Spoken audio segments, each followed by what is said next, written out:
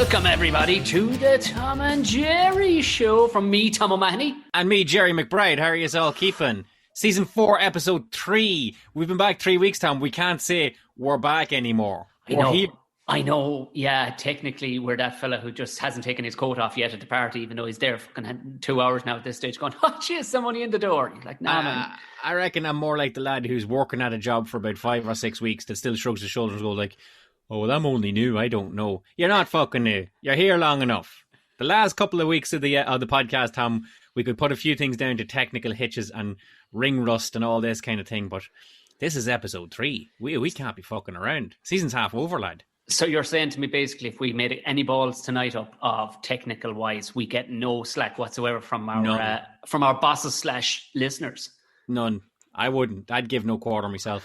You're dead right. Yeah. Oh, just to clarify too, you probably heard the last 2 weeks. You're going to, and tonight, of course, again, Mr. McBride sounds like deliciousness, which was actually quoted to me. I knew I was leading myself down a path by starting this podcast back with Gerry again, because I got a couple of messages, especially one in particular. She's a long-term listener and a Patreon of my podcast. When Gerry was overdoing the Marty Moon podcast,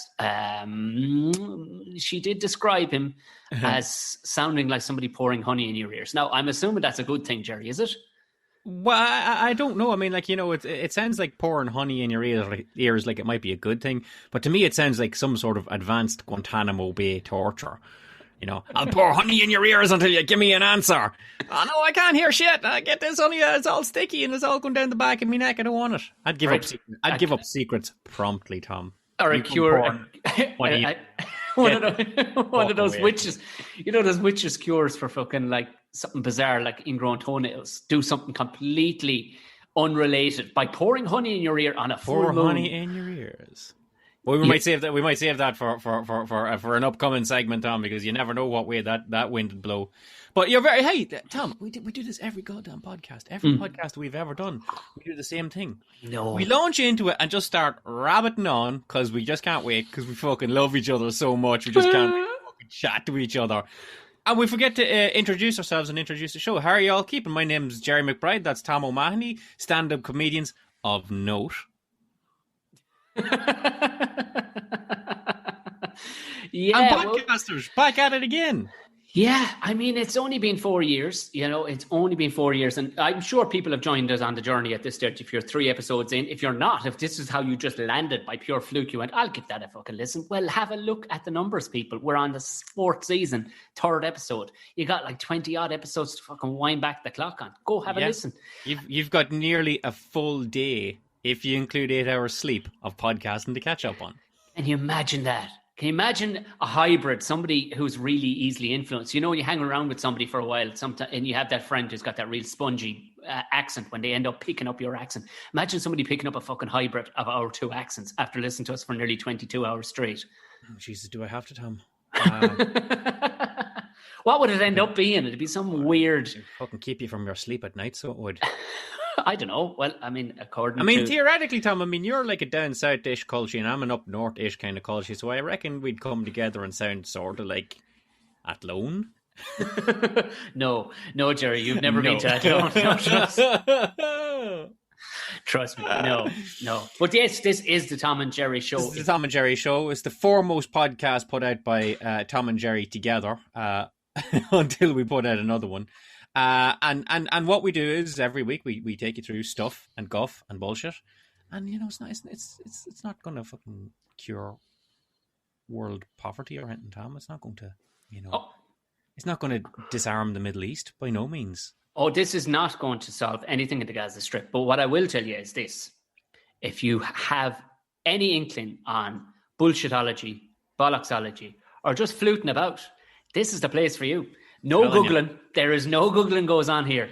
It's just shite talk from beginning to end. And if we say anything that kind of rankles your cage ever so slightly, we're just messing. Relax. Yeah. We're just messing. No, we're not. We're no way sorry. No. No Googling, Tom. No Googling. You said that, right? I mean, here's the thing, guys. Before we get into this podcast, everything you're about to hear or have heard up to this point, is it legit? Is it grounded in reality? It fucking might be. It is to the best of our knowledge. You know, but certainly don't citate it in court, you know what I'm saying? This is the thing. Look, the reality is most of what we do say is kind of the truth, but it's absolutely not fact-based to the point that we'll actually check it. So if we, like I said, if we say something, join in the gang and have a bit of crack. Also, if you are listening on Apple Podcasts, I do need to say this in case I forget to say it. If you are listening on Apple Podcasts, give us a rating, a 5-star rating, by the way. Anything less than that, 'tis no fucking good to me or Gerry. We're not going to take any advice from it. The reality is that it allows, the more 5-star ratings we get, the more visible it becomes to other people. And we would like a very funny comment of sorts. At the end of the season, we will pick the top comment and you will get a prize of some sort. Yeah. Don't know what it is yet. It's going to be harmless enough, Tom.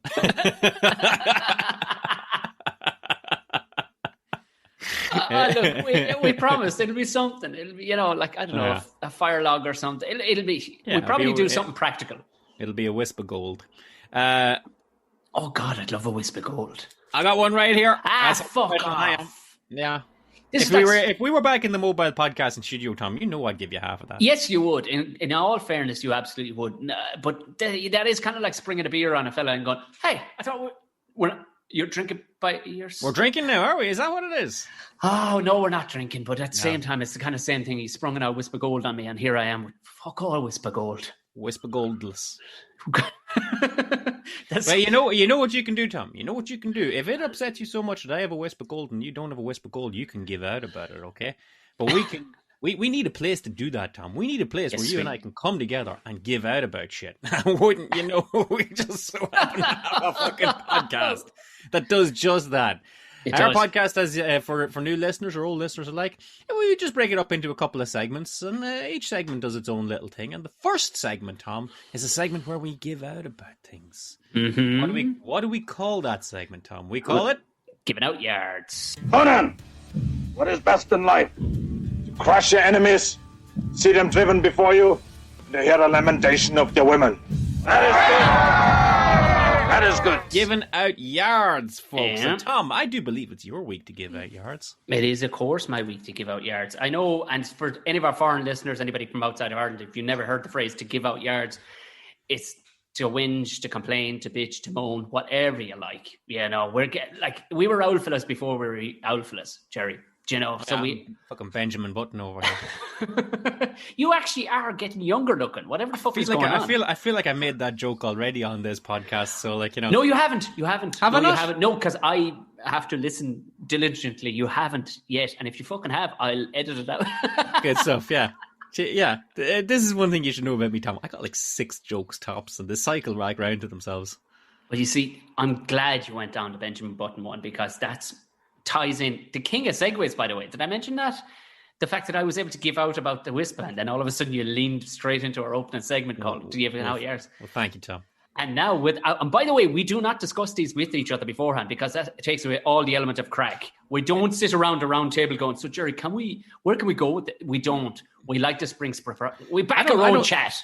I don't think anybody needs convincing of that, Tom. I think that's very apparent from the content. Well. So what do you give it? What you got, my man? What you giving that about? Benjamin Button.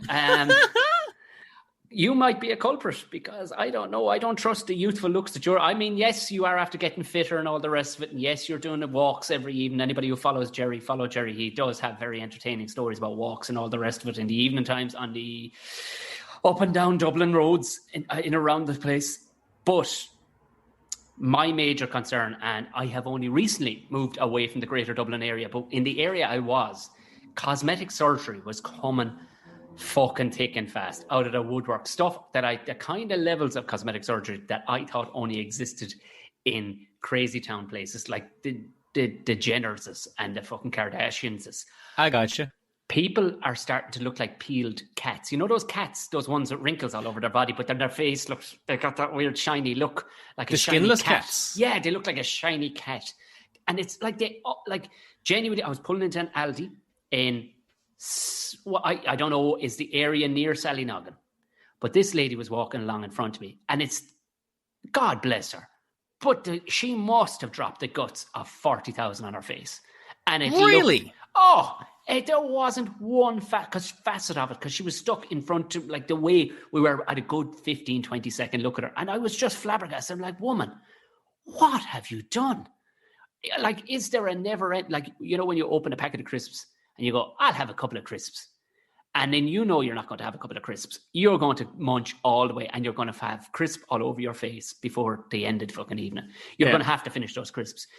I'm wondering, is there what? And then I start noticing it everywhere. Do you know when you buy a red car and all of a sudden you start all seeing of a sudden everyone's cars? pulling out in front in red cars? All I started to see over the coming weeks was ladies everywhere. A couple of blokes with these shiny foreheads. And you're like, dude. Do you know what it is, Tom? I don't know how much cosmetic surgery is. I couldn't put a dollar amount on it, okay? I remember when I grew up, plastic surgery was a couple of things. There was a facelift and there was a boob job. Like, that's what you would get done on Dallas. You know what I mean? That's what you would understand as was done on Dallas or was done on Baywatch or the such. Like, that was plastic surgery, the plaything of the rich and famous. Yeah. But now it's the plaything of pretty much anybody that wants it. Well, you see. And as such, I'm like, how much is this? Like, I'm not going to like say do it or don't do it. If you want to do it, knock yourself sideways. If you don't want to do it, by all means. But I'm just like really curious as to how much it costs to quote unquote get your nose done. Yeah. You know? From what I did vague bit of research, by the way. I'm in no way an expert on this. A vague bit of research I did. See disclaimer at top of the show. You're looking down the barrel of at least 5K before they'll even go rooting at your nose. Now I get, really? But that's now. Here's the thing, right? And again, guys, if you're looking for a nuanced discussion on the subject between the two of us, fucking skip forward 10 minutes. There's, as far as I know, there's heavy lifting cosmetic surgery where bones are broken. Yeah. So your nose is broken and it's fucking moved up or down or what have you. And there's fairly heavy lifting plastic surgery where incisions are made, Tom. Where a cut is made on your neck, I suppose.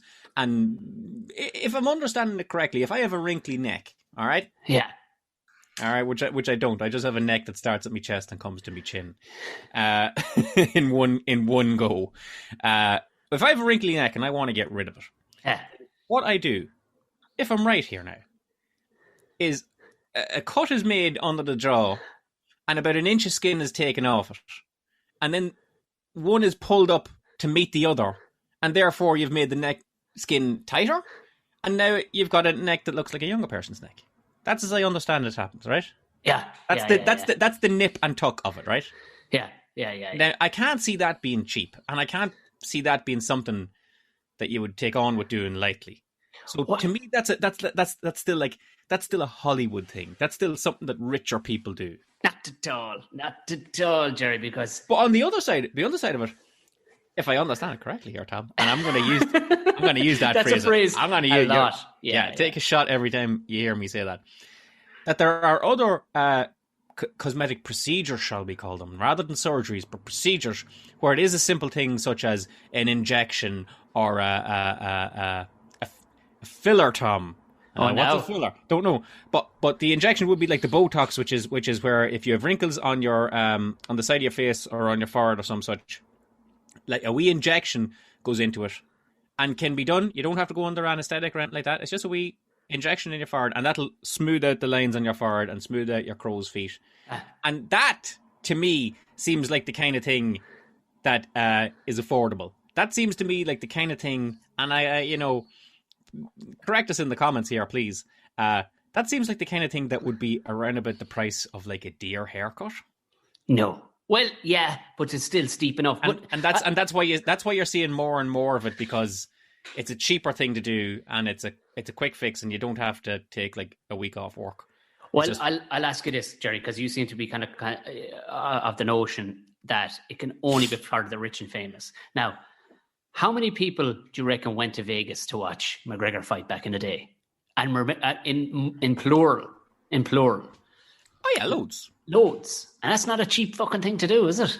No, but they found the fucking money somewhere, didn't they? Sure, look.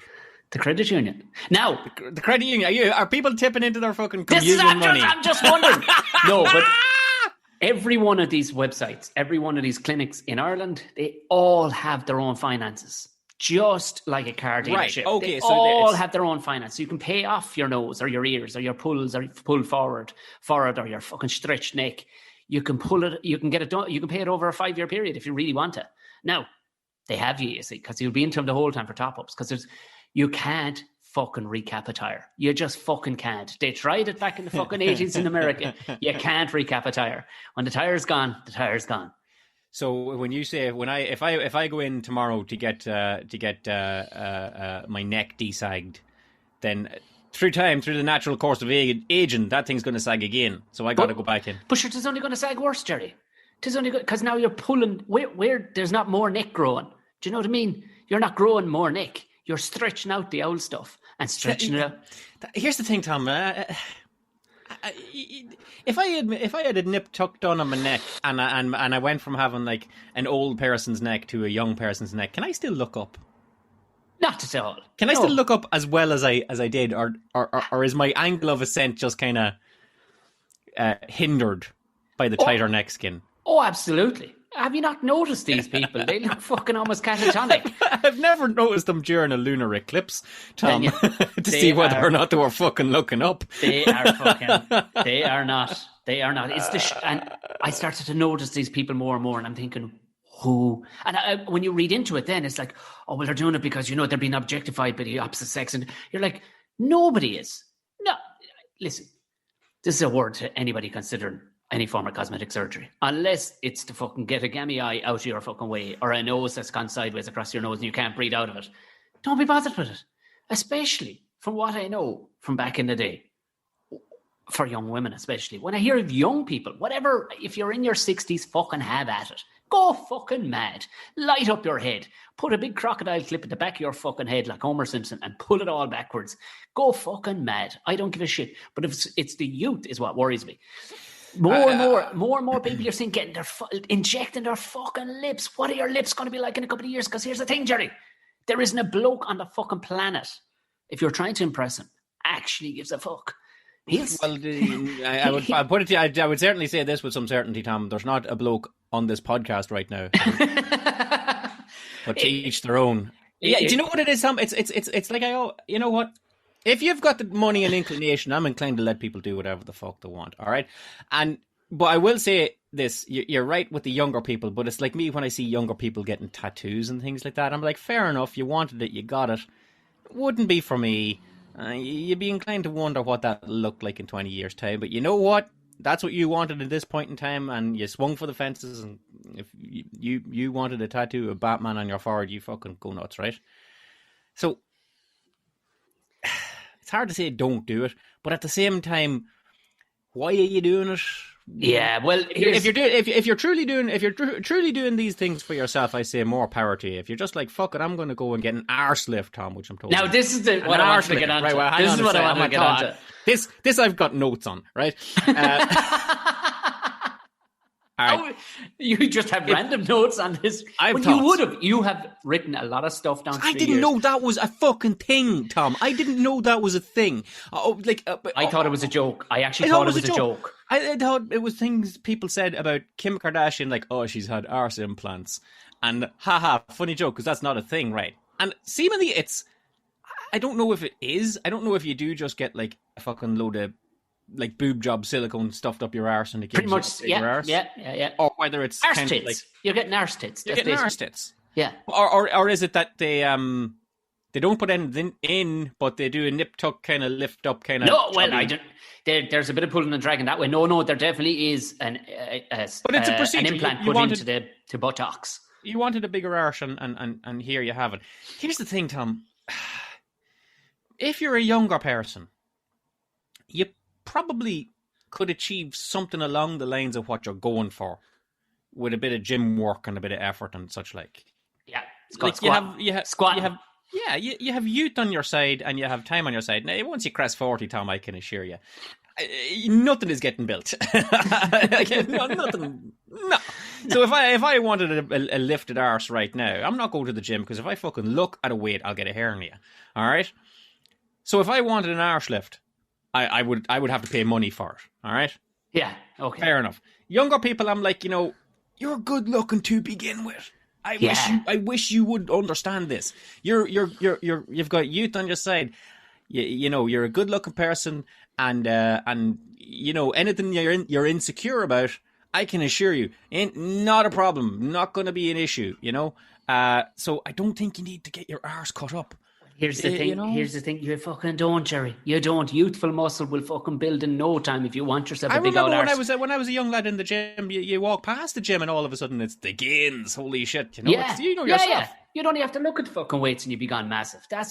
Now here's that one blew my mind because again I thought it was a fucking joke about the and it's here in Ireland and I genuinely only up until relatively recent I still thought it was a joke until a friend of mine was talking about a teacher that he knew, or that she knew, that got it done in a secondary. Like she got it done. She was a teacher in a secondary school, and she got this done over the summer, and just got it done. And sure, paid her money, lifted her out. But she didn't. Apparently, she didn't get her clothes altered to the new fucking extension. So now she's going probably around. Spent all her money on the arse lift. But sure, this is it. And all of a sudden now skirts and all sorts are up around. Hey, Tom, would you say she hasn't an arse in her trousers? Well, she have no sorry, I jumped to saying like it was a she. It could be a he for all no, I know. it was. But like it was, like the thing was, it's almost gone to a stage now where if somebody builds an extension onto our house, that you don't ever look at it and go, geez, that house originally was all built with that shape. Isn't that lovely?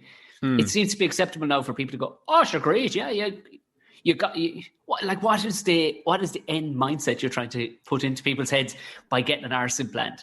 Do you know what I mean? I honestly don't know. And I'll tell you what's better again. And here's one thing that I do kind of know about a little bit, not much. Oh, no. Is, so the injections and all this kind of shit. I know of people that would get that shit done if they were going to a hen party. Wait. Yeah, that if they wanted to look good for a hen party or a 30th birthday or whatever it might be, and again, a 30th birthday, not even a 40th. This is botulism, by the way. You understand what Botox is based on. It's based on one of the most fucking lethal poisons that will, now it's diluted down to millions. And you're not drinking it either. No, but you're happy enough to inject poison into the fucking side of your head just so you don't have an old crow's foot. To what end? To what fucking end? So they look more like hey, you know what? To what end? Because they want to. Fair. I'm gonna leave it at that. And why they want to, we could talk all night about that. And basically, if you want to do it, fuck it, knock yourself sideways. Here's the thing, right? The cosmetic dentistry, Tom. Now that creepy. That kind of tickles me a little bit because I've never had braces or anything like that, and Christ knows I probably could have needed them when I was a child. No, not at all. You have lovely teeth. I've got summer teeth, Tom. Yeah, some are going this way, some are going that way. Right? I know. I love that old phrase. I love it. So the notion of paying whatever it is, and I'm a 40-year-old man, Tom. I don't think I'm going to fucking sit down and get train track braces or anything like that. That's well and truly sailed in that. But this notion that you could go and get what are known as turkey teeth. Are you familiar with teeth? I am. Turkey teeth. You head off to Turkey where dentistry is cheap, apparently. Don't know. I mean, we talked in previous podcasts about the skills of Turkish barbers, and who fucking knew, Tom? The Turkish dentists are up there as well, seemingly. But you go and you get and I'm struggling with what it is. It's either all your teeth pulled out and new teeth implanted into your head, or the teeth that you have at the minute filed down to little points. There you go. They file them down to little points with a grinder, and then they put a grub screw up into it as to take the new tooth being screwed on. And so the new tooth is just basically put up into it. Now, I that does look fucking stupid to me, Tom. Right? It's one of these things. Are these package holidays? I'm with people up. I'm like, okay, so let me get this straight. No braces, no fucking round. I walk into an airport, fly off. I get Mary's. I'll take you to Hungary and give you teeth and smiles. You ever hear that on the radio? Yeah. And I'm like, you down your money, you fuck off, and you come back in 2 days' time with a smile that you wanted all your life. And I'm all for that. And then you see the results of people coming back, and you're like, fuck me. It's like some motherfucking Team America, yeah. I am certain that there are people that go to high-quality Turkish dentists or what have you, and get good quality work that looks like it grew out of your head. I love the notion that it's actually a packaged chartered holiday, and everybody on the plane has normal teeth, and then everybody flying back, everyone going out, everybody coming fucking, back as a big shiny chop. It's so weird. And I remember I was doing a show, but it's the big fucking Tom. It's the big shiny chompers. It doesn't make any sense. The big doesn't make any sense.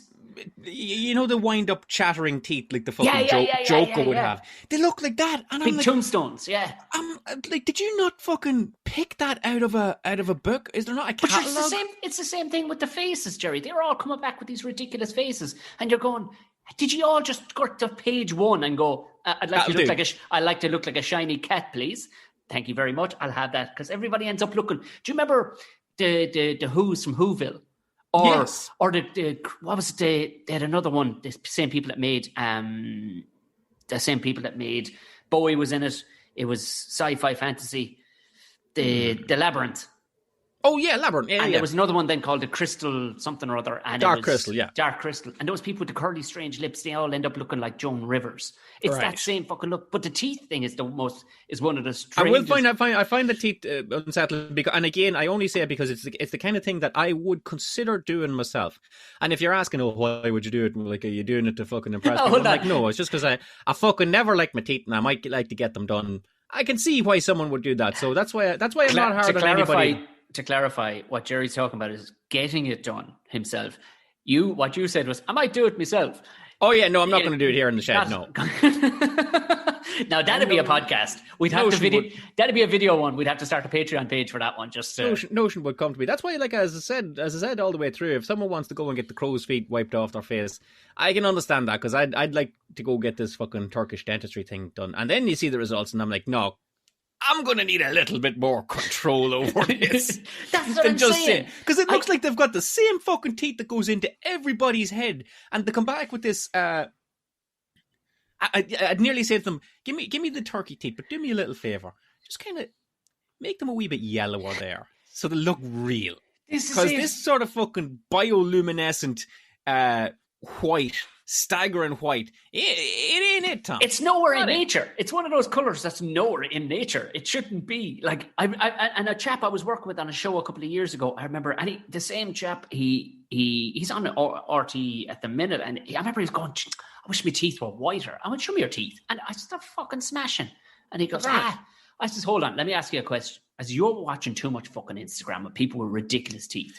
Yeah, there's a lot of that going on too. Let me ask you a question. Do you smoke? He was like, no.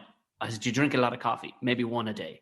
I said, do you brush your teeth twice a day? He went, yeah. I went, well, that'll fucking do. They're the colour they're supposed to be. You ain't chewing tobacco.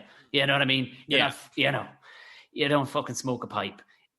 Your teeth are the colour they're supposed to be. You'll be grand. You'll be grand. You know, don't rock up here with these ridiculous teeth. It doesn't make any fucking sense. Yeah. If I were to get the turkey teeth, Tom, I'd probably just drink black tar coffee for a month straight. Smoking major just to get a little twinge on it. Smoking fucking sweet after. But before we wrap it up on this, and I look, the whole thinking is what is the end result, and to not feel fucking. It kills me more so that people feel fucking pressure to do this shit to themselves. Don't be pressured to do anything. Don't. You want to do it. Don't be pressured into doing anything. It's sure as shit. Nobody around you is going to think it's awesome, because very few people are going to think it's awesome. But the one thing that stuck out, and it was an Irish clinic, and they had no prices up on it or anything, and they had the arse lift, they had nose straight, and I'm going, okay, you got a fucked up nose, okay, the teeth, okay, maybe your teeth are fucking, like a fucking forest, fair enough. But the one that fucking caught me, Gerry. The one that I literally went, like that GIF on Twitter where you're like, fucking excuse me? Yeah, that one. What now? What?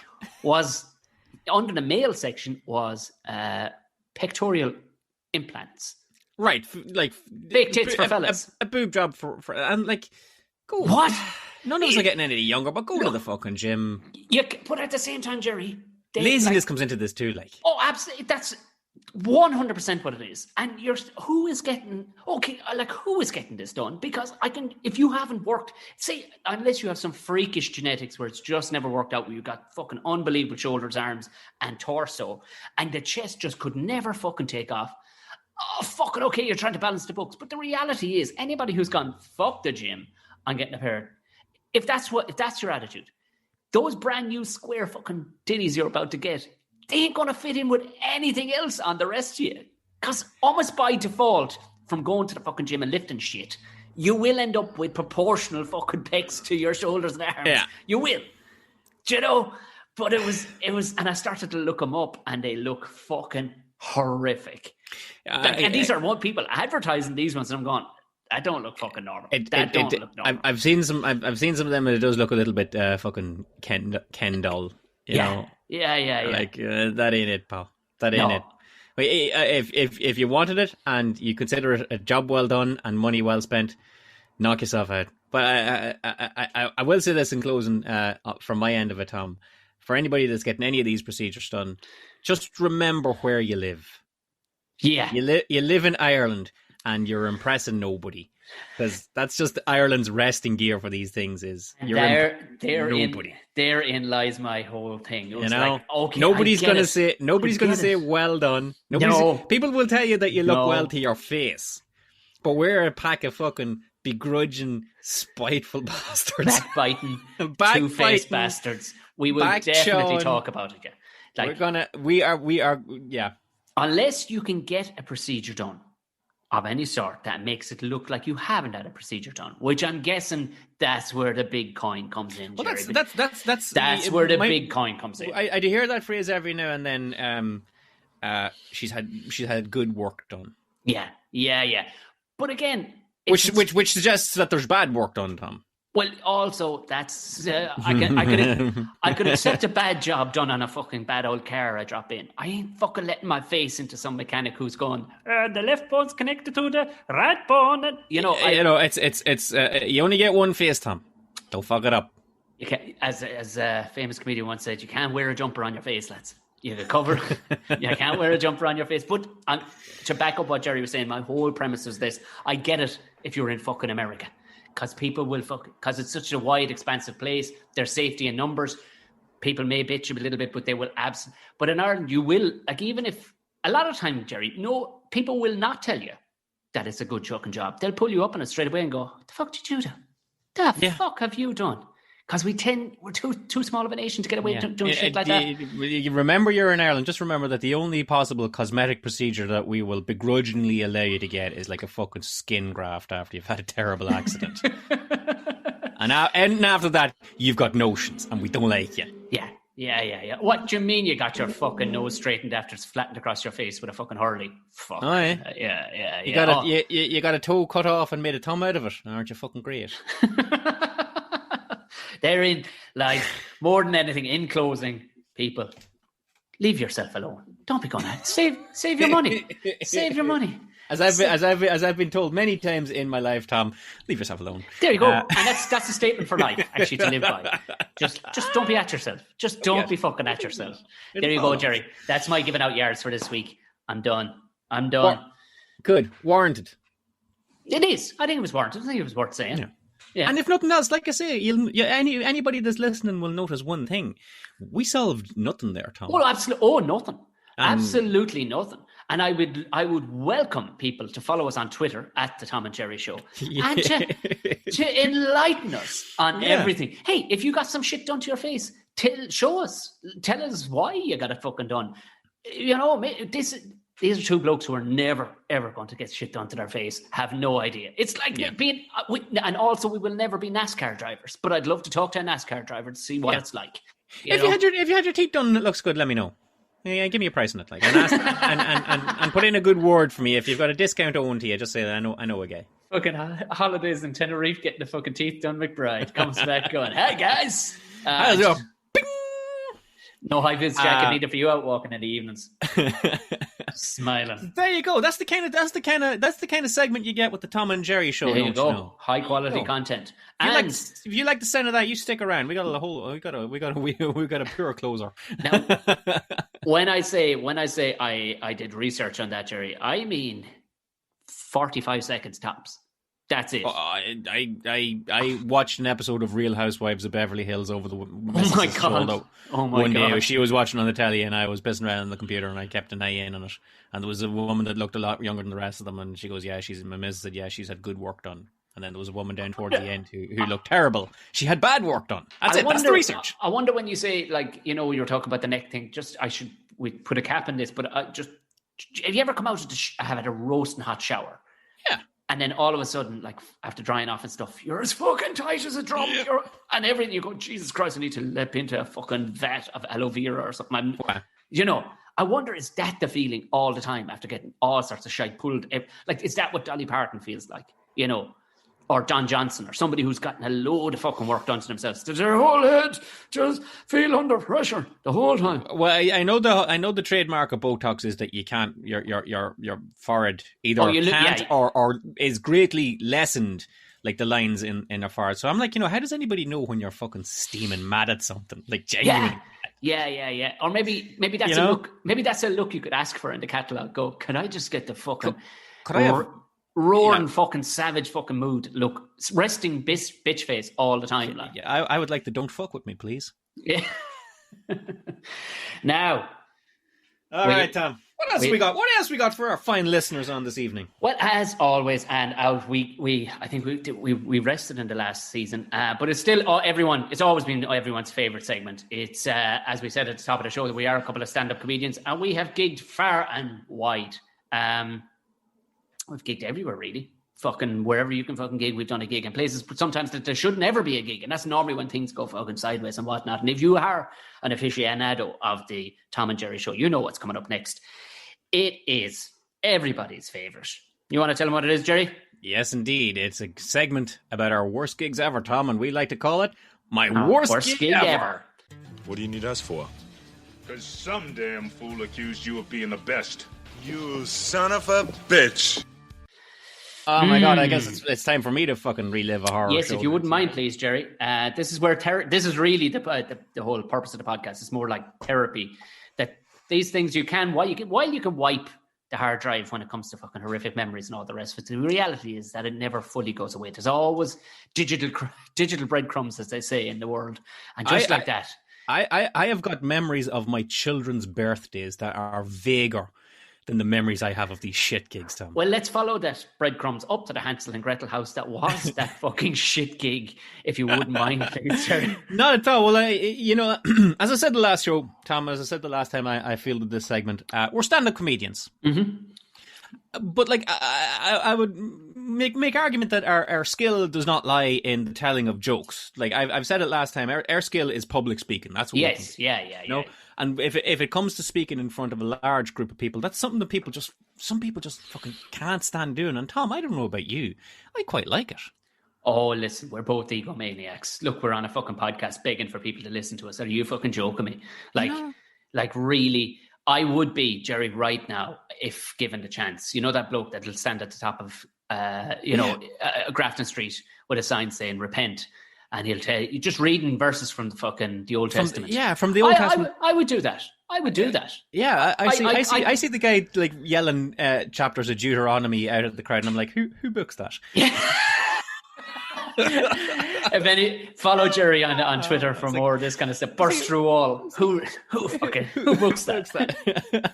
It was like, I could do something. I could do something with Revelations. Revelations, yeah. I'm having one right now. I want your job, boss. But that is what it is. Like, honestly, Tom, in a room of 100 people, I like to be the one guy facing the other way. Yeah. You're at the top, they're all looking at you. That's good. That's it doesn't faze me at all in the slightest. So you find that as a comedian, you got your comedy gigs, and as we said, they're good and they're good fun. And every now and then there's a gig where people don't laugh at your jokes.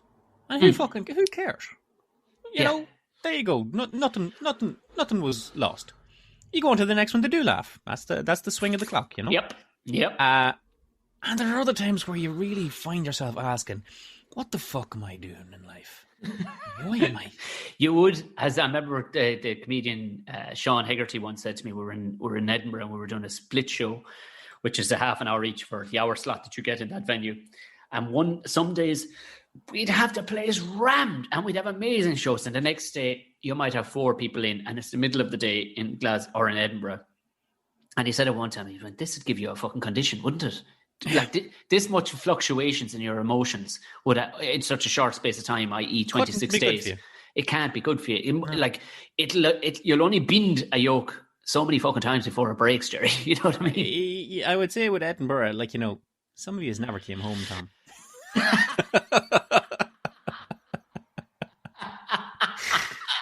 Let's take a moment.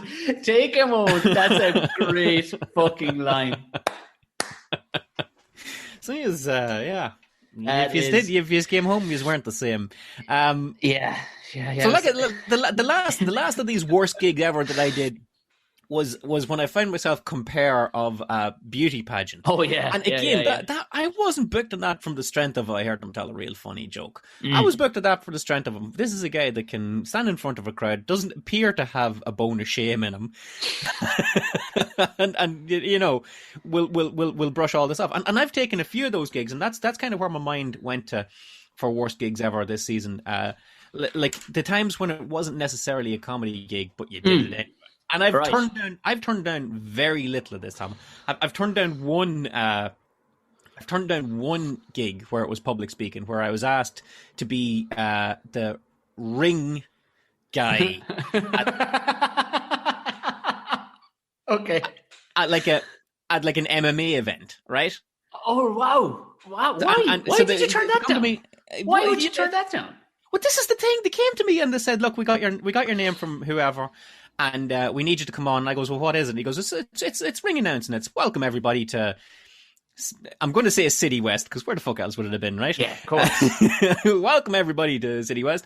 And in the blue corner, fighting at 140 pounds, it's Billy Bollocks, and in the red corner, fighting at 141 pounds from Carrickmacross, it's such and such a guy. And I said, no, you know what? I don't think I'd have the gear to do that. The week later, I was like, hey, do you want to do a fucking Rosa Tralee pageant in Carrick-on-Shannon? I was like, yeah, grand. Because I've done the ring announcing thing, and they literally write. You're allowed to actually stand there with your notes, the things you're going to say, i.e. their weight, who they are and what gym they're from. It's all written for you. You don't have to do any crowd work. I know. That would have been one of the easiest ones to take. And if anybody is listening to this podcast that has ring work that they need me to do, I'll fucking gladly do it for you. But at the time, I didn't do it. Other things that I've done is I've done auctioneering as well. You have not. I've done auctioneering, yes, for like a charity auction where people have donated prizes. Lots. There you go. I had to fucking think of the word there. I think you're after digging something out of my memory there. I think I did something like that as well, but was it fucking sheep? I think it wasn't fucking sheep. It was just sheep. Yeah. I'm not that country. Just regular sheep. I think it was sheep. But it was where you go up and you're like, and I was like, oh shit, like, you know, do I need it? Like, I'm not sure I can fucking write material for an hour and a half selling, you know, a fucking DVD box set or whatever the hell it was that was going up. Or a concert. There was a lot of concert tickets and there was a lot of donated artwork and shit like this. Like, it was nice. It was legit. And I was like, I don't think I can do like fucking one-liners forever. And they're like, we don't need you to. We need you to go up and go. And the next lot is this donated landscape of a ship or some shit that was done by a local artist. And one thing it won't be, Gerry, is the landscape of a ship. It won't be. Flies in the face. I mean, flies in the face of what of what it is. I meant landscape, like not big not like this portrait. Way. Yeah, wide. Yeah, a landscape. All right. I don't know how I got through this gig, but that is going to be the soundbite for this show. Yeah, that's a landscape of the sea. So and I said, I don't have material. He says, you don't need it. Just go up and say, here's a thing. Starting prices. We'll give you the starting price. Starting price is 50 quid, and you know. if they bid, they bid. If they don't, they don't. We're not going to put it on you that nobody bought it. And that was a great night out.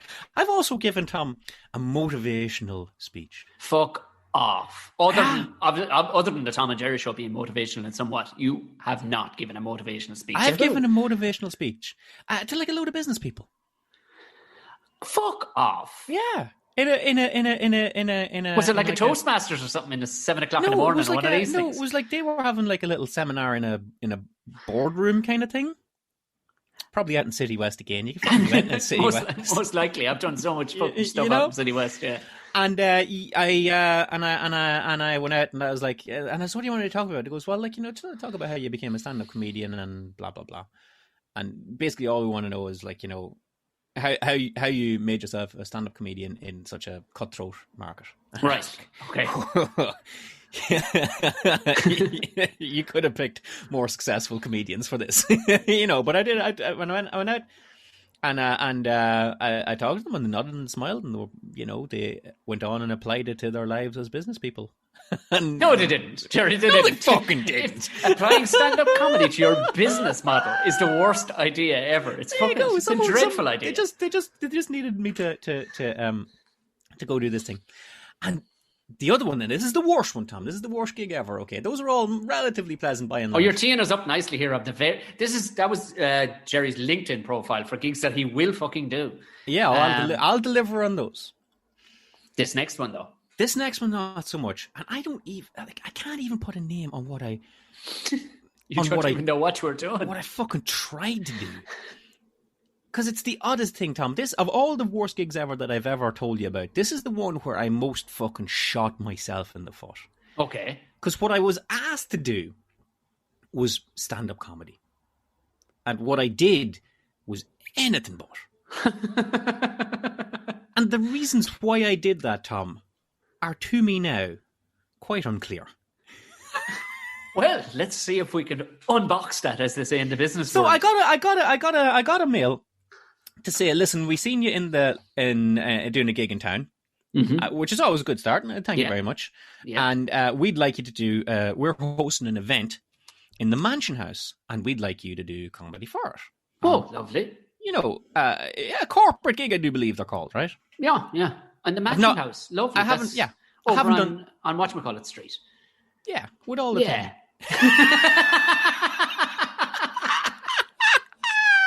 I definitely drank a few pints down that street. I still couldn't tell you the fucking name of it, but no, it's all Dublin, Tom. We don't have fucking time to divvy it up. Dull. So they said, would you do a comedy gig, please? And I was like, gladly. And they said, what's your fee? And I said this, and they replied yes very quickly. And I hate that. Hate that. Why didn't I double up? Goddamn son of a bitch! But you look it. And they said fine. And I said, well, like, what do you want me to do? Like, is it a thing? I said, well, it's a night for our company. We're having a night out, and the company was a very prestigious firm in Dublin, like a big business, Tom. And they said the theme of the night is the news, and we'd like you to come along and just do what we seen you do in town. Okay. That's fine. Right, yeah. And I was like, well, all right now. And I could see probably why they came to me as well, because I had a sideline writing for a satirical news website. And they would want me to, there you go. News and news goes hand in hand, right? Yeah, absolutely, yeah. So I said, okay, but I'll tell you what I'll do. I'll not, even right now, I'm like, what the fuck were you thinking, McBride? I goes, I'll not just do the set that you've seen me do. I'm going to do something new for you, and it'll be more in tune with the news. And she goes, fine. Yeah, okay. I mean, like, I've seen you in town. You big-headed bollocks. Really, right? What? She's like, I've seen you in town. You're, we had a good night the night we seen you, and if you say that you can turn something around for us that's bespoke for our event. Without asking for it, Without asking me for it. Wow. This is hubris, Tom. Do you know what this is? This is the epitome of when lads went mad during the boom, putting fucking round towers on houses when there was never a fucking need and nobody ever asked for them. This is what McBride is doing here. This is what I'm doing here. I'm putting a fucking hat on a hat, right? Yeah. Yeah, a hat and a hat, yep. And I've got 2 or 3 weeks to lead into it. Right. And I say that's plenty of time, okay? Because I also had this other thing that I was doing where I was writing news headlines for another crowd. Oh Jesus! Oh yeah, I'll tell you one thing. This was busy time now. Long time ago. This was busy time. And I was writing the news headlines in the form of puns for a radio show in the morning. Okay, right. When in the morning they would have, and next we have what I called the 6 pun news. That works, right? That's good, right? It absolutely fucking works. Yeah, there's no fat on that whatsoever. Actually, that's bang on. Yeah, that's fucking right there. And it was on a radio show in the morning, and it was once a week. And they would come on and go, and today is 6 pun news, and it would be 6 headlines written as puns. And I look back through, I could find no recollection of any of them, Tom. But the way with puns, they're sort of deliberately terrible. Yeah. And the more you hear of them, like the worse they get. And then if you were to hear like 20 puns in a row, your first 5 you'd be like, fuck this. 6 to 7, 8, 9, 10, you'd be like, oh, okay. And then 11, 12, all the way the back 10, you'd be like, yeah, go on. That one was worse than the last. Go on, give me another one. And that one was in the zone, worse than last. When you can stay in the zone with a bag of puns and know that they are absolutely puns and not grown, like look at it you look in straight away going, I know these are puns. I'm not expecting them to be anything, because sometimes they get clouded over as being dad jokes or whatever. But exactly, a good bang of puns. Yes, they would always be a bit groany, but they can be fucking delicious too. That's though. What you they get, can right? be delicious. And I look back through. I did this for a while, so I had like hundreds of puns, and only one document has survived. Tom, I had them on my other computer and they fucked off, but I have one that I mailed to myself. Oh, lovely. That I wrote on my phone, and I'll give you a couple of them here now. Your mileage on these may vary, Tom. Trainee beef farm. It's presented as news. Dun, dun, dun. Trainee beef farmers have been given some useful advice and even some free livestock by the Irish Farmers Association. The tips will not guarantee new farmers' success in the industry, but at least they'll get a few good steers. Oh, that's okay. See, all right. That's there. No, right? In fairness, there's a bit of like I genuinely thought in my head when I heard useful, I went, "Oh, that is going to be they're going to be killing sheep. This is okay." But you went. See, that's you right went. There, right? That's a fucking really good pun. There you go. Yeah, let me get you another one just in case that one wasn't shit enough. Controversy still rages about an inflatable effigy of Donald Trump set to fly in the skies above London during an upcoming visit by the president. A monstrous eyesore filled with hot air, and the balloon isn't much better. Hey! All right, okay, I had fucking hundreds of these, right? We could see what way it was going, and you absolutely went that way. Brilliant. So I'm delighted. I said to myself, how good would it be, Tom, to just go to this gig where I've been asked to do comedy, where the theme of the night is the news, okay? And you know how rich people love a fucking theme party, right? Oh, they do. Yeah, it's fair. It's very... They can't just have a fucking drinking session. Well, the theme of this drinking session is Hollywood in the 20s. Oh, let's all... Can I be the Great Gatsby? Can I? No, you can't. No, you can't. So I goes, okay, here's what I'll do. It's real simple. I've got 100 of these fucking things written, right? All I need to do is take my best 50... and take them out and do the gig. I've been asked to do 20 minutes and I timed them. I goes, okay 20 minutes. Right. And I could probably get, I could probably get 3 done, Tom, the hubris. I says, I'll get 3 done per minute when I account for laughter. Oh, wow. Now, here's the thing, people. Here's the thing. And it comes as a bit, and this is amazing, Gerry, that you had such cockiness, like, because you've seen this shit going to... What happens? I've been doing comedy 8 years at this stage, Tom. But you know what you'd become in that moment? You'd become an internet sketch comedian who gets surprised when they show up, and all of a sudden people are groaning inside 5 minutes because it's like, oh no, wait, I can normally deal with 30 seconds of you, and I love that. But now you're going to keep on bashing me over the fucking head with that same shit. You're not going to change it up a year. So you thought you could rattle off 50 puns. I had a time. I said, like, in a live setting. Carry out your 60 of them, and whatever you get through, you get through. Okay, right. Yeah. And I had sports, and I had every fucking thing. Okay, now 20 minutes of a comedy is a lot to sit through when you've paid to see comedy, let alone at any sort of party or corporate kind of fucking thing, But I remain confident that what I knew about the party, that the team was news, and my ability to tell jokes, Tom, we fucking coast to victory on this one, right? Oh, I can see you in Victory Lane just sailing by with the checkered flag out the window going, yeah. So I rocked up to this thing, and it was the Mansion House, and I goes, look, again, like, I'm not just doing a stand-up comedy gig, so I'm not going to rock up with my fucking, with my Slayer t-shirt on. You know, so it was same as last time. You put on a shirt, did you? Oh, I did, yeah. I employed my... Your tailor. As we said in the last podcast, my emergency funeral clothes. Yeah. And I rocked up, and I met the lady who had booked me, and Mansion House is done up. And when they said the team was news, like, they had mocked up 20-foot high fake newspapers, all with the company's successes and such. A media company? What the fuck? No. What kind of a shit team is this? Well, whoever was handling the entertainment said we'll do. It's a really shit team. Like, Jesus. Yeah, but nevertheless, McBride was here to fucking turn. Oh it yeah, around. Absolutely, yeah. And as you went into the Mansion House, I remember as you went into the Mansion House, there was guys that were dressed up like paparazzi with like fucking trench coats and shit. Oh, I've seen them at the Vodafone Festival. They're all shouting like, and stuff. Yeah. They got press. They've got press in the hat and all this kind of thing. Yeah. And then as you go in, there was like there was guys that were done up, like those guys, and I recognized some of them as being actors just from around the town. I was like, shit, we're all taking the same gig, aren't we? Like, oh, look at this, we're all just taking the money. Where, you know, they were dressed up like newsies, you know, they were dressed up like extra, read all about blah blah blah and all this kind of shit. And I'm like, still, you know, we got this, McBride. You know, we have this. Don't worry about it. Not even no rattles coming over you at all. No, if anything, you're probably getting more growing in confidence. Right? Yeah. You know, and you know, it's no spoiler to say that it was fucking terrible, but it was terrible in a very specific sort of way, Tom. So, who's the head guy in the business? CEO? Yeah. MD? The managing director? Whoever he is, the fucking head cheese goes up and he gives a fucking speech on profitability and margins and all this kind of shit. What a setup. Lovely.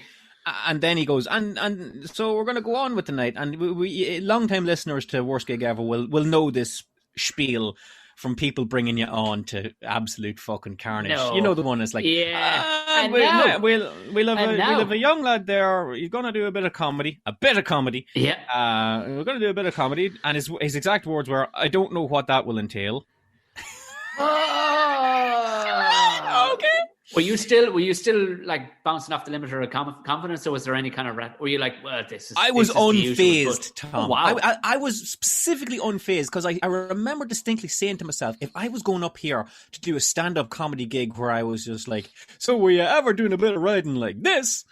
I was like, that would fail, that would die. You would fucking die on your absolute... You mean the thing that they saw you do and asked the thing that they saw me do and liked. Right? You cocky cunt. I was like, God. and it would have failed, and I know it would have failed, and I was like, I'm going out here with something that is tailored to this, and all I got to do of it is 20 minutes, and we're cool on the gang. And I goes up, and I goes, how are you all keeping? My name is Gerry McBride, and I interrupt tonight's festivities with the 6 pun news. Oh my lord. And you know, it was curious looks, and I started rattling into my puns. Right now, I told you earlier, Tom, on the parabola of puns there, that, you know, it has to go down to come back up. You know what I mean? Course. It's like, yeah. It's like shorten the stock exchange. With my limited knowledge of the stock exchange, you know, you got to lose money. Then, like, you know, 5 minutes in, it all just comes soaring back into your bank account. Yeah. So the first couple of puns, which were not unlike what I read out to you there, weren't winning them over, and then the next couple of puns weren't winning them over either. And I'm looking at my watch, and I'm like, I've burned through 20 puns, and I'm 3 minutes in, right? And I was like, how is that possible? I had them because I was like, I can read these out because I'm like a newsreader. I can just read these out in my hand. And I was like, how is it possible that I'm fucking slamming through these puns and nobody's going? And then I started to have a little bit of fun with them. I goes, just a word of advice, folks. If you hear a pun that you don't like, what you can do is you can put a $5 in a jar, and I'll come round later after the night is over and collect it. Right? Which is a funny thing. Hilarious. That's a funny thing to say, right? And then when my next joke got no laughs whatsoever, I mimed taking a fiver out of my pocket and putting it in a jar like this, you know? And that got like a mild titter. Oh, Jesus. And then I was just going on. And I'm starting getting the sweats and I'm like, fuck me, okay, this ain't going as well as we thought. But we've had worse nights out, you know? And then the lady who booked me appears at the front of the crowd. Like she sort of elbowed her way through the crowd to get within my view, and she's sort of like, do you ever get the eyebrows, Tom? She's giving me the eyebrows, the high eyebrows, like you're trying to get a barman's attention for a pint. You know, this sort of way. You don't want to shout at them, you're just like, you know. And I look down and I'm like, yeah, you know, housekeeping. I goes like, this is the, you know, in my mind I'm saying, yeah, don't worry about it, missus, because like, you know, I know this is in the downward parabola of the pond. Don't you worry. Once they get used to how shit these are, it's gonna soar, right? And she gives me this motion, Tom. Oh, Jesus. Slice the neck one. Yeah. She gives me the slice the neck motion, right? And like in my mind, Tom, I forgot what that meant. It didn't mean fucking well done anyway. Surely bit of Jesus. I mean, it's a universal language for fucking cut that shit. My mind was operating on such a degree of fucking arrogance. Wow. And when I seen her do the cut neck motion, my brain actually went, does she mean go on? and my brain just did a little flip. It's like when you hear someone's been in an accident or something like that, you're like, but they're grand, right? Yeah. You know. Yeah. No, that's not why there's a fucking guard telling you this, you know? You know, it's just, I took this motion as being, and I was like, go on, keep going. Oh, okay. And I battered out another few, right? And then she's like, she gave me the twist the finger motion. Wind it up. The twist the finger, wrap it up motion. Yeah, and that kind of got to me. I was like, oh shit, she really wants me to wrap up, right? I better finish strong. I started going, and I was the guy that you don't want to be, Tom. I was the guy at the top of the fucking thing telling jokes where I'm going through the pages. How many people in the room, just out of interest? Fucking 200, Tom. Wow. Yeah, how many people laughing? Less than that. All right, I'd saved all I'd graded the puns so the better ones were towards the end. So I was the guy that was like, okay, let me just skip to the end here and give you 3 more puns, which are my guaranteed locks as closers. Not a fucking peep out of them whatsoever. I goes, well, thank you very much. That's been the 6 pun news. I've been Gerry McBride. Good night, right? Yeah. And I got off the stage to fuck all applause. Wow, I tell you, not even pity. And here's the thing. You've had gigs like that where nobody has laughed, right? And I've had that before, Tom. And I've come to terms with that. But that's the job, okay? Can't win them all, all right? And I readily knew what I done wrong. I goes, you went out there with fucking, for all intents and purposes, new material that you've never done to everybody. You fucked it up. You done it wrong. You fucked it up, okay? But I said to myself, you know what? What odds? Shit happens, right? And this and a couple of things. I was like, number one, this is 5:30 in the day. I don't know if I mentioned that in the start. Oh, Jesus Christ. So I'm still going to be at home eating my dinner at 6:30 with a day's work done and a nicely paid gig done, Tom. The other thing as well was I was like, yeah, you know what? I was a nicely paid gig. And even though I was taken off the stage after 6 minutes to 20 minutes, if I extrapolate that into an hourly fee, I just got paid more than these people will ever get paid in their life. Wow, you are a spin doctor if ever I fucking heard it. You're like, spinning, and this is purely for you. You were doing this for your own. For me. I was spinning this for me. And then I got down and I thanked the lady. And I don't know about you, Tom, but I never go up to someone and go, oh, look, I was shit. I was sorry. No. You go up and you say, look, thanks very much. And I hope you have there's no point in saying anything. Thanks very much. Thank you for your time. Thanks for the opportunity. And I hope you all have a great rest of your night. And she bid me farewell. And I fucked off. And that was all well and done. And I had completely put this into a segment in my brain marked, shit happens. Yeah. You know? Yeah, of course. Fucking shit happens. But just as I was walking out, it just fucking hit me. I said, in 8 years, McBride, in 8 years of all the shitholes you've played, that's the first time anyone ever told you to wrap up early. Yeah, I've never gotten, actually, next week's show, yeah. That was tough. That was tough, Tom. If it hadn't have been for that realization, this wouldn't be in worst gig ever. Because I've done the fucking worst gig. I've done gigs where people have laughed less. I actually kind of brushed over it in my head. I didn't take the gravity of that. Like, just the gravity. First of all, you were told to get off the stage. First of all, that wouldn't have been in my mental contract. I'm doing my fucking 20 minutes. Do you know, like, there's an almost, if they were paying for your blood, like, you know what I mean? You didn't sound like you were irked by it at the moment, like, were you? When she kind of wrapped up? No, I wasn't, and I got off. But like when I was on the train on the way back, I was like, "Fuck me, that's the first time that you were told to get off the stage." And here's the thing, Tom. I've left the stage when things weren't going well, because I shipped trousers, and I was like, "Okay, good night. I'm Gerry McBride. Good night." Like, you know, metaphorically shit my trousers. Like, and I've been on a stage where I was telling jokes where the crowd were like, shite. And I was like, okay, well, I guess I've been Gerry McBride, good night, and fucked off. But I always felt like I made that choice. Like, if I was getting booed or people were like, and then making a bollocks of you, you're like, well, I'm done with this, good luck and fuck you. But that's the first, and thankfully to date, Tom, the only time someone has given me the fucking classic cut it, McBride. Jesus. And that is why it is this week's worst gig ever. Very well done. Oh, Jesus, yeah. That's a nasty. There's a nastiness. There's an underlying fucking nastiness to that now. Just didn't work out. Yeah. I mean, you didn't. And in fairness, you didn't grasp up the name of the company or anything like that. But if they're... Well, maybe it'll book me again, Tom. Yeah, but... I wouldn't play it that cute, Gerry, if I were you. I wouldn't play it that cute. Very, very well done. Well, there you go. That's worst gig ever. So, I mean, if that did make your skin crawl, then it should everybody listen to that. And that's possibly what people fear most when you talked about fucking speaking socially, is that you're enough of a psychopath to turn around, Gerry, the following week and do it all again somewhere else. That's how that's where the sickness is with us. Your average person would be logically go, well, that's that chapter of my life over. Phony tough and the crazy brave, Tom. Oh, what was that? Move it on, Tom. Move it on. What else have you got for us there? Oh, this is a brand new segment. I said brand new. It's brand new to season 4, but we've 2 of them done already. Don't forget, season's half over, pal. I know. Jesus, I'm sad already.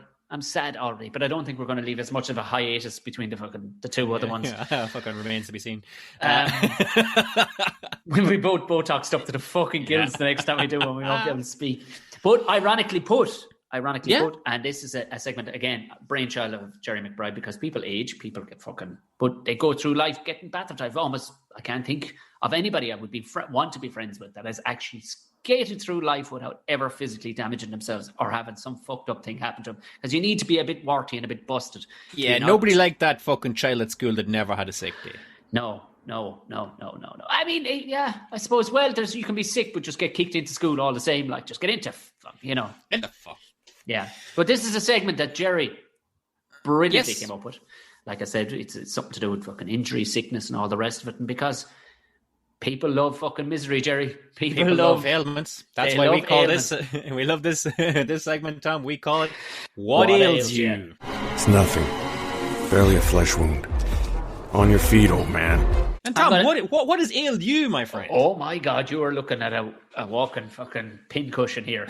There's, and I wasn't sure what route to go down because there's so fucking many fucking messed up ones. I might leave the properly messed up one to maybe the season closer or whatever. But this one bit was an interesting one to me because in all the things I busted, and I've always had kind of high bone density, which was measured weirdly years and years ago. And gotcha. My bones are apparently almost time and a quarter denser than your average person's bones. Really? Don't know.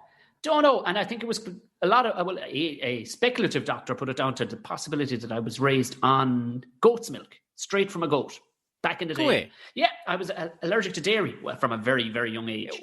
Oh, hold on now, Tom. Yeah, so the only way is goat milk not dairy? No. Is only cow milk dairy? I don't know. I assume so. I've never drank the milk of anything else. Bar sheep. I've had sheep's goat cheese, all right. But no, goat's milk does not fall under the same thing. It's actually far better for you than cows. Would you believe it? Because I thought dairy was animal milk. The end. There you go. And it might very well be. Like this is not there's not one of them learning podcasts, Tom. Exactly. I've gone 30-odd years of my life, Gerry, without ever giving a fuck about that. I just knew that I couldn't eat fucking... All right, okay, see ya. I get it. But anyway, I'm with you. Like that. It took decent fucking impacts for most of my life to actually break anything at all. A decent fucking slap to break most things. A good welt now to break most fucking things. But something tells me you did it, Tom. I did it. I fucking did it. And the most innocuous fucking way you can imagine. Oh my good Lord. No, I was very excited. It was coming up to Christmas.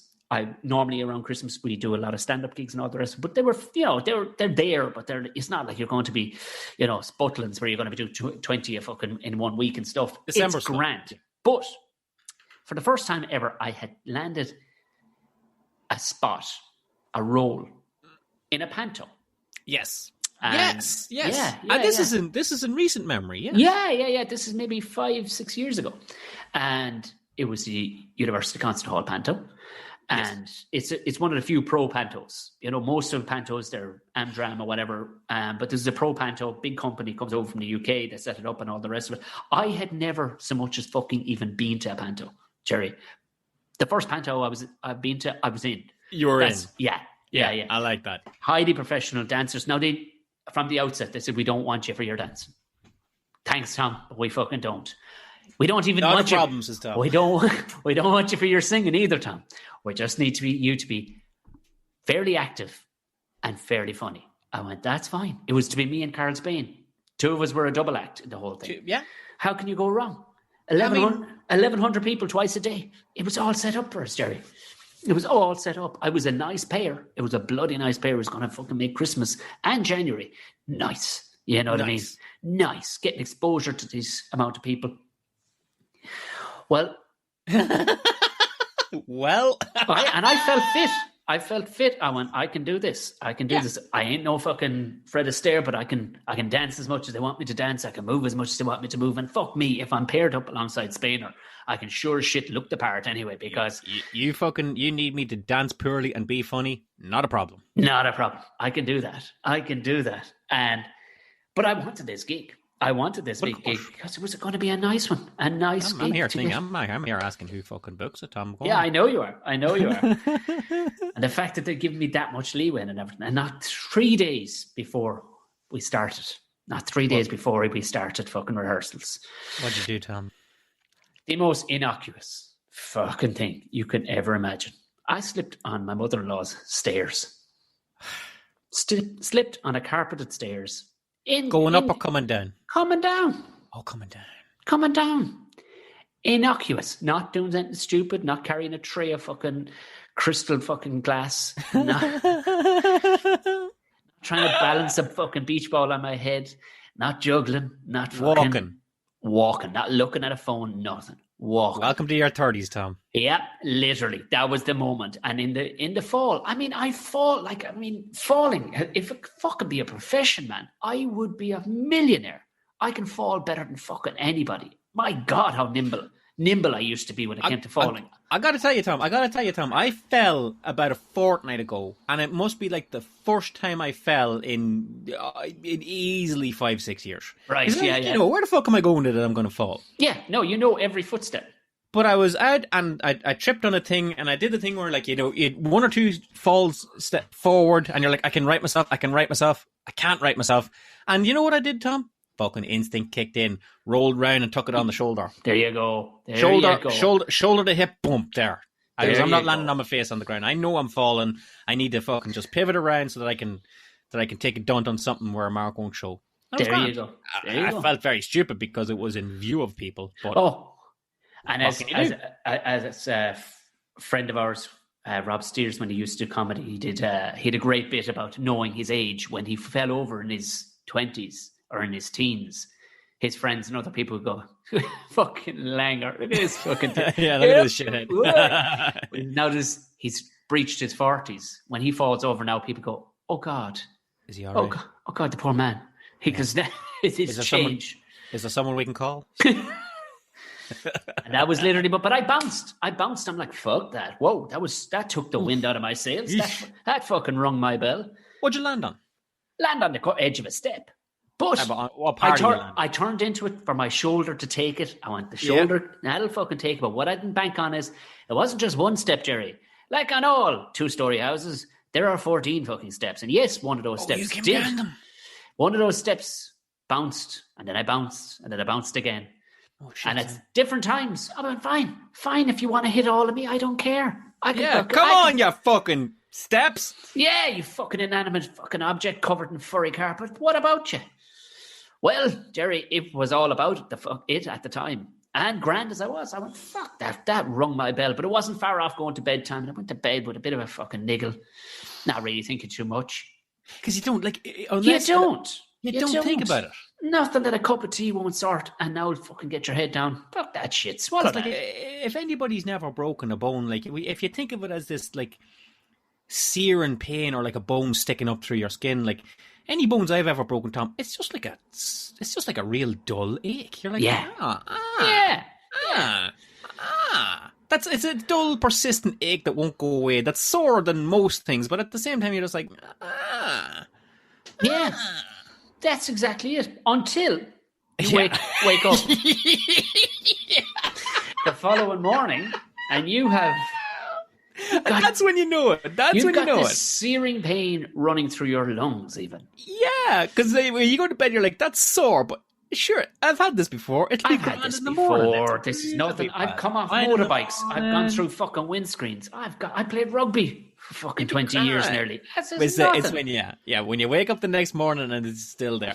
That's when you know something's just not quite right. I had a fucking pain. Like, oh my, we're talking Game of Thrones. Fucking spear through the side. Where were you broke, Tom? Where were you all broke up, Tom?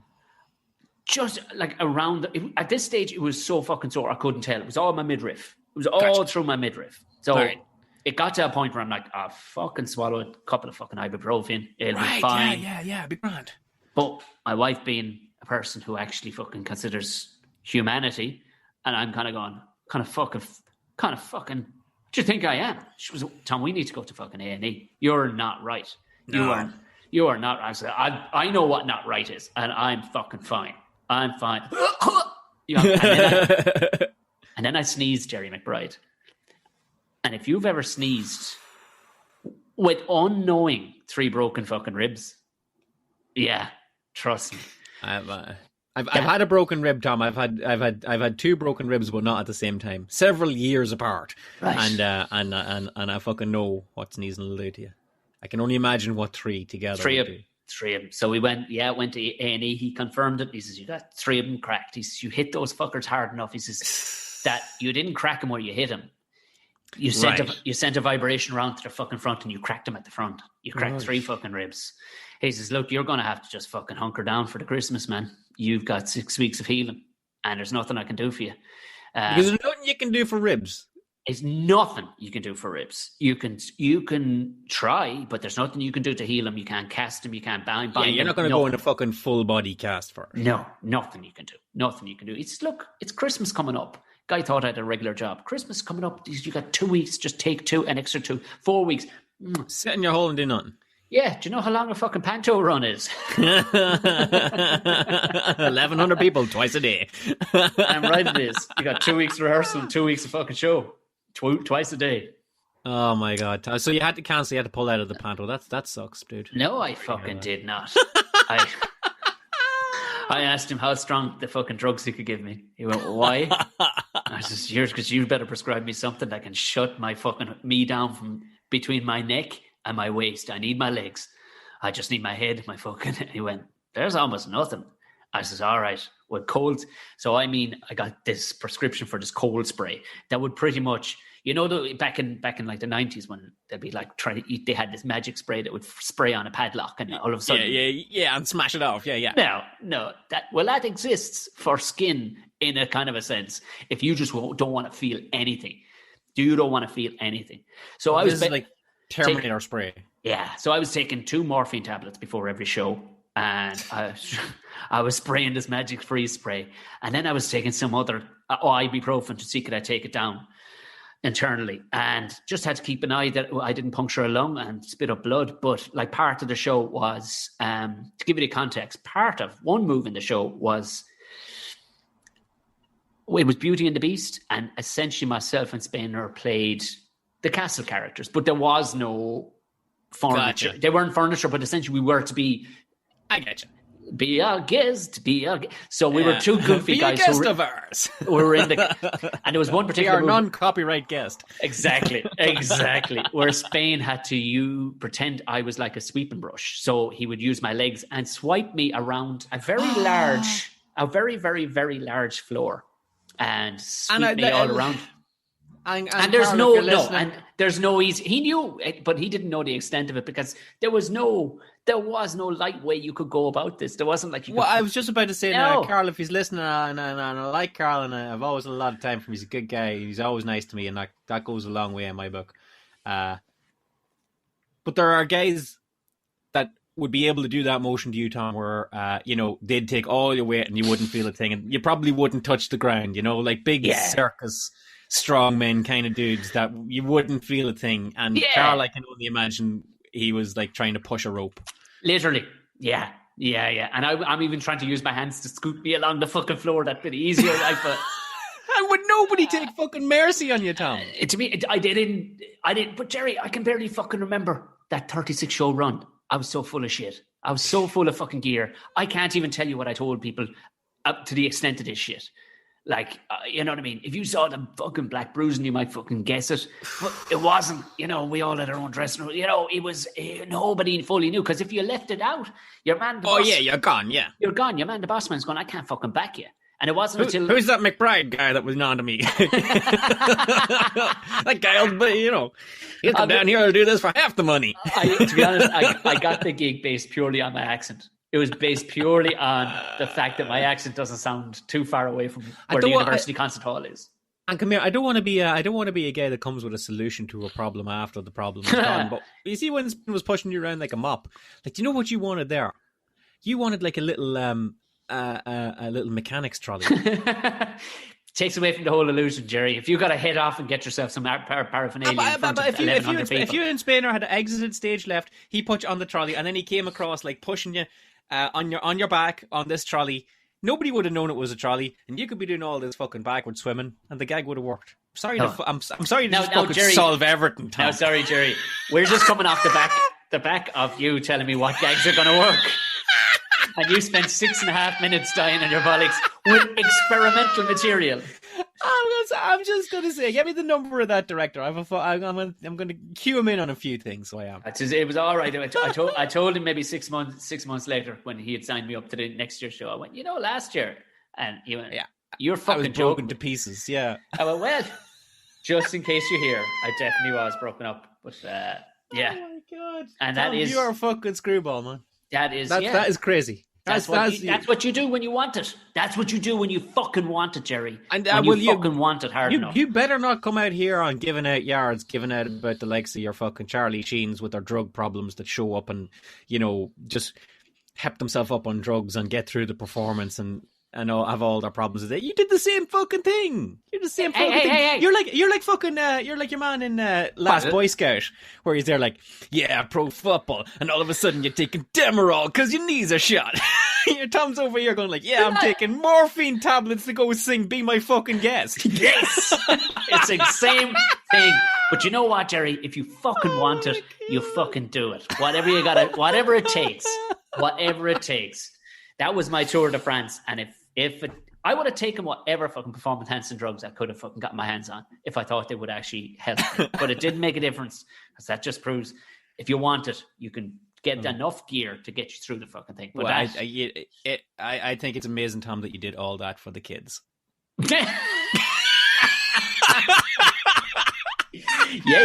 Yes. Those kids have paid good money for their Christmas panto, and they're getting it. They're getting 100% from Tom O'Mahony. 100%. I love it, Tom. That's a benchmark episode for the Tom and Gerry show, don't you know? There you go. That is what ailed me. Thankfully, no more rib problems ever since. But there you go. Many more to come. Anytime you want to know stuff about busted versions, busted stories, I've got them for you, Gerry McBride. Well, listen up to the boys and girls listening here today. If you have any stories about breaking your own self up, we'd love to hear them. You can find us on the Twitter machine at Tom and Gerry Show. Tom and, not an ampersand, and Gerry with a G. We'll get the Tom and Gerry Show. Or you can find myself at Gerry McBride or Tom at Tom_O'Mahony, and that'll get us pretty much fucking everywhere, won't it? Yeah, well, if you get as far as Tom O'Mahony, or if you get as far as the Tom and Gerry Show, both our fucking handles they're in the description, guys. Yeah. Put it to you like this: if you put Gerry McBride into the search engine of any social media website, and two things comes up, and one of them looks like he might be a stand-up comedian, and the other looks like he's clearly a war photographer. Oh yeah, I remember you posted. Go with the one that's the stand-up comedian, all right? Or hey, if you want to follow a war photographer, I'm just saying too. Don't. I'm not the guy with a $4,000 Nikon in the fucking Lebanon, all right? That's not me. Okay, that's the other guy. Other than that, tell them what they need to do, Tom, with the like and the share and the subscribe and all that. You got to do that. You got to do that. Like, if you are listening on Apple Podcasts, please do give it the 5. I think my voice just broke there. Give it the 5 stars. Nothing else. If you don't want to give it any stars, or if you're thinking maybe I'll give them 2, fucking don't. Keep them to yourself. We only have use for 5 stars because 5 stars make you more visible to everything else. Leave us a funny comment, smart aleck comment, whatever you feel the vibe. Or you just want to be nice. We're going to give away something at the very end of the season to the best. If you feel that the podcast could use some tips to grow and such, like, reviews not the place for that, Tom. Nope. You can yell that at us on the street. Absolutely. Yeah. By all means. Absolutely. If you want to... Your podcast runs long in the middle, assholes. Do you know what? If whatever you want to comment on, you're as well to do it on Twitter. And if we want to comment on any of the things we talked about this evening, fucking feel free. It makes no odds to us. You're not talking to 2 experts. You're just talking to 2 bollocks talking to each other online, having the crack. And that's about the size of it. If you feel like educating us on some of the things that we got wrong, we will hear that. And actually, I meant to say too, if you do want to send us a review of any sort, make sure and do a screen grab and tag us on Twitter with it, because sometimes Apple doesn't fucking send you an email to tell you this. I'll check in periodically to see it, but because sometimes there's an Apple for every country, Gerry, because you could Google our podcast on Apple and you could find the Australian one and there'll be no reviews on it, and then the Irish one might have fucking 100, So send us a screen grab of your review and we will thank you profusely. Exactly. And like I said, there will be a prize at the end of the season for the best comment. So that's all the fucking housework done, Gerry. That's it. Goodbye, I suppose. Goodbye, and thank you very much. And we'll see you next week on the Tom and Gerry Show. Thank you very much. Good luck.